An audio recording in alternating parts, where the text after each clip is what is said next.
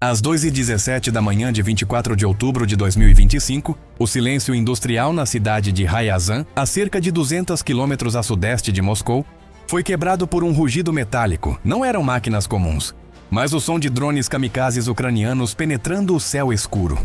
Seu alvo, a quarta maior refinaria da Rússia, de propriedade da Rosneft, com capacidade para processar mais de 17 milhões de toneladas de petróleo bruto anualmente.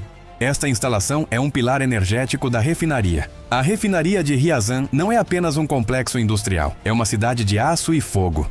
Torres de destilação que se elevam a mais de 60 metros, redes de tubulações que se estendem como veias metálicas, tanques circulares contendo milhares de barris e sistemas de bombeamento que alimentam a região central da Rússia.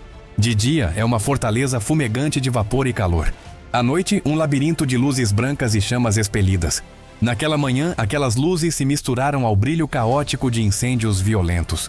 Os drones chegaram em ondas. Segundo fontes militares ucranianas, eram modelos híbridos, alguns de asa fixa, com alcance de mais de 800 quilômetros, e outros multirotores, adaptados para voos lentos e silenciosos com cargas explosivas diretas. Sua tática era clara: saturar as defesas, dividir a atenção dos radares Nebo-M e dos sistemas antiaéreos Pantsir S-1. Enquanto alguns geravam ruído eletrônico, outros mergulhavam contra pontos críticos, como válvulas e linhas de sangue. Às 2h18 Mint e 50, o primeiro impacto sacudiu uma torre de destilação secundária. A explosão levantou uma bola de fogo de vários andares de altura, iluminando o céu noturno como um amanhecer prematuro. Segundos depois, um segundo drone atingiu uma linha principal de bombeamento, liberando petróleo bruto pressurizado que se inflamou em cascata, transformando o terreno em um rio de chamas. Trabalhadores da refinaria mal tiveram tempo de ativar os alarmes e fugir para abrigos de emergência.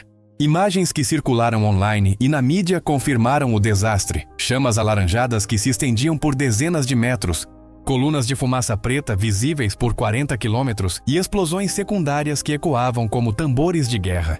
Cada tanque atingido se transformava em um vulcão improvisado e o horizonte ficava tingido de vermelho por horas. Testemunhas em vilarejos próximos descreveram janelas chacoalhando, telhados rangendo e o céu parecendo pegar fogo como se uma tempestade estivesse se aproximando. As defesas reagiram tardiamente e desesperadamente. Os canhões Pantsir S-1 abriram fogo aleatoriamente, iluminando o céu com rastreadores, mas muitos drones já haviam cumprido sua função. O sistema de defesa, projetado para ameaças convencionais, mostrou-se vulnerável a pequenos enxames coordenados.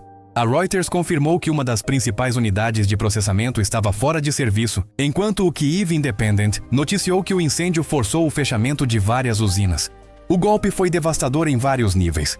Materialmente significou milhões de barris de produção comprometidos, milhões em perdas e semanas, talvez meses, de reparos.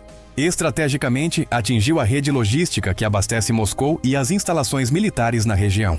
Psicologicamente, mostrou que até mesmo o coração industrial da Rússia poderia arder sob um ataque preciso e barato. Para a Ucrânia, foi um triunfo medido em assimetria, drones de baixo custo mirando infraestrutura. O Ministério da Energia da Rússia tentou minimizar a situação. Uma unidade interrompeu temporariamente suas operações após um incidente técnico. Mas os vídeos dos moradores de Ryazan eram impossíveis de esconder. Colunas negras erguendo-se como lanças no céu, explosões iluminando rodovias e bombeiros incapazes de controlar as chamas por horas. O incêndio durou mais de 6 horas e deixou cicatrizes profundas no complexo. Analistas observaram que este ataque inaugurou uma nova fase: a guerra contra a energia. Refinarias não são simplesmente instalações civis. São artérias que alimentam o exército, a força aérea e o transporte estratégico. Atacá-los é atacar a própria essência da máquina de guerra russa. Sem combustível, um tanque não passa de um bloco de aço estacionado, observou um analista de defesa europeu. A mensagem de Kiev foi clara: a Rússia pode ter força bruta, mas seus sistemas estavam falhando. A comunidade internacional reagiu dividida. No Ocidente, alguns celebraram a ousadia da Ucrânia, enquanto outros alertaram para uma nova escalada. Nos mercados de energia, o impacto foi imediato. O Brent subiu devido ao medo de novas interrupções nas refinarias russas. Reportagens da Reuters e do Kyiv Independent tornaram-se referência global. Em Moscou, a narrativa oficial falava de resiliência, mas as mídias sociais russas mostraram um lado diferente: medo, incerteza e raiva nas linhas de frente. Quando o fogo finalmente se acalmou ao amanhecer, O que restou foi uma paisagem apocalíptica, estruturas metálicas deformadas, tanques destruídos, canos derretidos como cera e pisos enegrecidos cobertos de destroços em chamas. Equipes de emergência trabalharam por dias para acalmar as brasas e evitar um novo surto. A produção, de acordo com estimativas independentes, seria significativamente reduzida por semanas, com efeitos cumulativos na capacidade da Rússia de sustentar operações militares. O ataque à refinaria de Ryazan será lembrado como um dos golpes mais significativos da guerra. Não só revelou a vulnerabilidade da infraestrutura crítica, como também mostrou como a guerra moderna combina drones baratos com inteligência precisa para produzir efeitos estratégicos em larga escala. Para a Ucrânia, foi um sucesso militar e simbólico. Para a Rússia, foi um lembrete brutal de que até mesmo suas fortalezas industriais podem cair à noite sob o zumbido discreto de um drone. Após o ataque à refinaria de Ryazan, as repercussões diplomáticas começaram quase imediatamente. Em Nova York, o Conselho de Segurança da ONU convocou uma sessão de emergência. A delegação russa acusou a Ucrânia de terrorismo de Estado, apontando que as refinarias eram infraestrutura civil e que o ataque havia colocado em risco milhares de trabalhadores e famílias na região. Kiev respondeu argumentando que a usina era um alvo militar legítimo, dado seu papel direto no fornecimento. Os debates dentro da ONU tornaram-se tensos. Países europeus como a Polônia e os países bálticos apoiaram o argumento ucraniano. A refinaria era um motor logístico da máquina de guerra russa.